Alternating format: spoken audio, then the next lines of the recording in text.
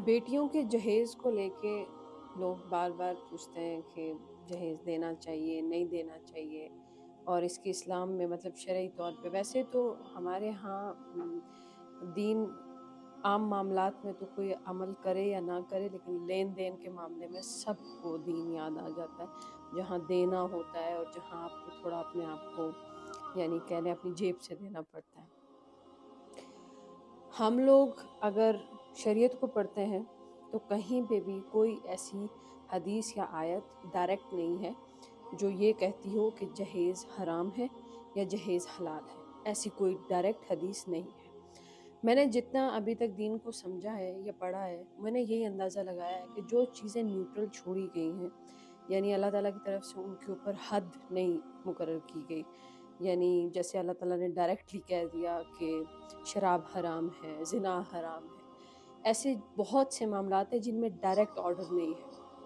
वो इसी वजह से नहीं है कि हर इंसान से उसके हालात और कंडीशंस के मुताबिक क्वेश्चन। आप किसी इंसान की बराबर बेटियां और बेटे हों, नबी अलैहिस्सलातु वस्सलाम के बेटे तो थे नहीं, उनकी सिर्फ बेटियां थीं।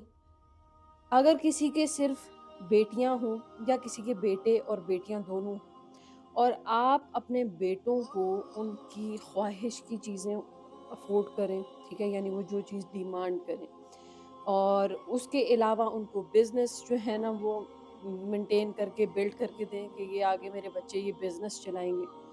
तो अगर कोई इतना स्टेबल है तो उसको क्या मसला है कि वो अपनी बेटी को जहेज़ दे। जहेज़ एक तरह से गिफ्ट हो गया ना, अपनी बेटी को दे, उसके लिए अच्छा, अच्छे से अच्छा, मतलब अगर एक चीज़ आप अपने बेटे के लिए ख़रीद रहे हैं जो 1 लाख रुपए की है, तो दूसरी साइड पे आप अपनी बेटी को 1 लाख रुपए की चीज़ गिफ्ट क्यों ना करें? ये तो डायरेक्ट हदीस है बुखारी में, मुस्लिम में, जिसमें हज़रत नौमान बिन बशीर फरमाते हैं कि मेरे वालिद मुझे लेकर गए नबी अलैहिस्सलातु वस्सलाम के पास, और नबी अलैहिस्सलाम से फरमाया कि मैंने अपने बेटे को एक ग़ुलाम गिफ्ट किया है, हिबा किया है। तो नबी अलैहिस्सलातु वस्सलाम ने पूछा कि क्या तुमने अपनी सारी औलाद को मतलब एक-एक ग़ुलाम दिया? उन्होंने फरमाया नहीं। तो नबी अलैहिस्सलाम ने फरमाया कि क्या तुम ये चाहते हो कि वो सारे तुम्हारी बराबर इज्जत करें, बराबर तुम्हारे साथ सलूक करें? फरमाया बिल्कुल, डेफिनेटली। अब कोई भी बाप ये नहीं चाहता या माँ कि मेरा ये वाला बच्चा मेरी इज्जत ज़्यादा करे, ये वाला बेशक ना करे। एक्सपेक्टेशंस तो बराबर है ना कि सारे बराबर मेरे साथ हमारे साथ सलूक करें। तो फिर आप देते वक्त बराबर क्यों नहीं होते? जहेज़ इन्हीं में से एक चीज़ आ जाती है। तो नबी अलैहिस्सलाम ने फरमाया कि मुझे ऐसी चीज़ पर गवाह ना करो जो कि तुमने बराबरी नहीं की। तो तुम ऐसा क्यों नहीं करते? बराबरी क्यों नहीं करते? सारी औलाद को दो। कहने का मतलब ये है कि आप जहेज़ को इस टर्म में अगर फॉर एग्ज़ाम्पल ले लें कि अगर जो लड़का है वो डिमांड करे जहेज़ की, तो ये तो बेगैरती है।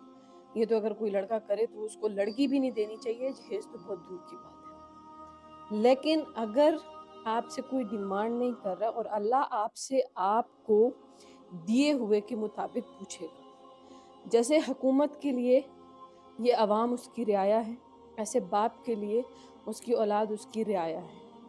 रियाया के हवाले से सवाल तो होगा, तुम्हारे पास कितना पैसा था, कौन से बच्चे को कितना दिया, कौन से को कितना दिया, इसके बारे में क्लियर क्वेश्चन होगा। इसी वजह से इसकी कोई डायरेक्ट डिटेल नहीं है।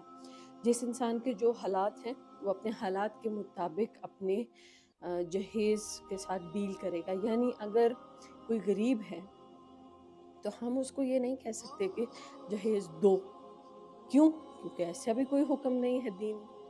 कोई गरीब है ना दे, किसी के पास नहीं है वो ना दे। लेकिन जिनके पास हो और फिर वो इस तरह के क्वेश्चंस करते हैं, मतलब ये मोस्टली वो लोग करते हैं जो बहुत कम ज़र्फ़ होते हैं। इसकी मैं मिसाल आपको बताती हूँ कि ये ऐसा करते क्यों? बेटे को तो अगर कोई चीज़ लेकर दें या बना कर दें तो बाप को लगता है कि ये अपने घर में ही है ना, कोई भी चीज़ लेकर दी वो अपने घर में रहेगी, अपनी है, क्योंकि बेटा अपना है। बेटी को तो موسٹلی لوگوں کو لگتا ہے کہ جو ہم جہیز بھی دیں گے وہ بھی ہم پیسے ایک طرح سے مطلب ضائع ہوں گے، گئے، وہ پھر واپس آنے والی تو چیز نہیں ہوتی نا۔ تو لوگ بیٹیوں کے معاملے میں ہمیشہ کوشچن، میں نے جتنا ابھی تک پاکستان میں دین کو دیکھا ہے، کوشچنس ریز ہی عورتوں کو لے کے ہوتے ہیں۔ یہاں دین ہے ہی عورتوں کا، یہاں سارے دین میں آئے ہوئے احکام عورتوں کے، حدیں عورتوں کی، یا مردوں کے لیے کچھ نہیں ہے۔ لہٰذا جس کے پاس استطاعت ہے وہ جہیز دے۔ کچھ لوگوں کی شادیاں وہ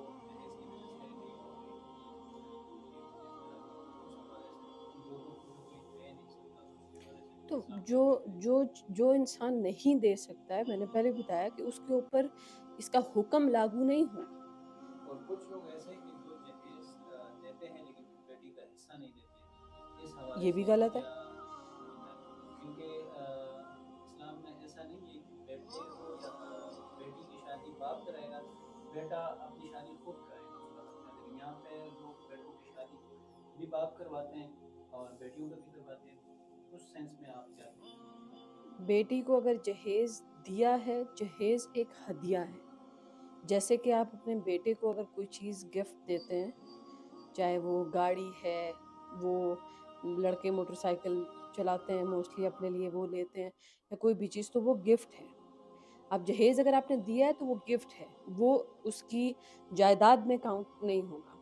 اور اگر جائیداد کے ٹائم پہ وہ، تو پھر میں نے آپ کو بتا دیا کہ جائیداد تو ایک مخصوص اماؤنٹ یا ایک مخصوص ہو گئی، زمین یا جو بھی، اب وہ تو ڈیفینیٹلی برابر بانٹنی پڑے گی۔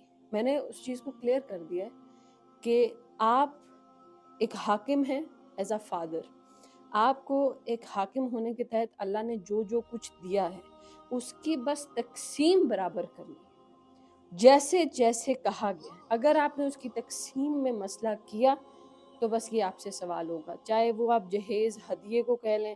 لوگ بیٹوں پہ خرچ کرتے ہیں نا، میں نے بہت جگہ پہ دیکھا ہے، خود بھی دیکھا ہے، ایکسپیرینس کیا ہے، لوگ بیٹوں پہ بہت خوشی سے خرچ کرتے ہیں بنسبت بیٹیوں کے، ایون کہ بیٹوں کی تعلیم پہ بھی بیٹیوں کی تعلیم سے زیادہ خرچ کرنا پسند کرتے ہیں۔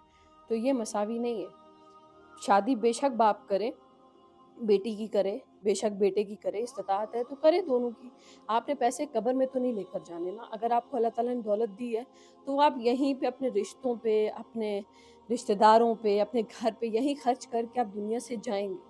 لیکن آپ سے جن چیزوں کا کویشچن ہوگا وہ اس حساب سے ہوگا کہ یہ جو بیٹی اور بیٹے کا ڈیفرنس کرنا، دونوں کے ڈیفرنس میں بیٹے کو یا بیٹی کو یا کسی ایک کو پروٹوکول زیادہ دینا، کسی ایک پر پیسہ زیادہ خرچ کرنا، کسی ایک پر اپنا زیادہ مال خرچ کرنا، اس چیز کا آپ سے کویشچن ہوگا۔ یہ چیز جو ہے وہ برابر کرنی ضروری ہے۔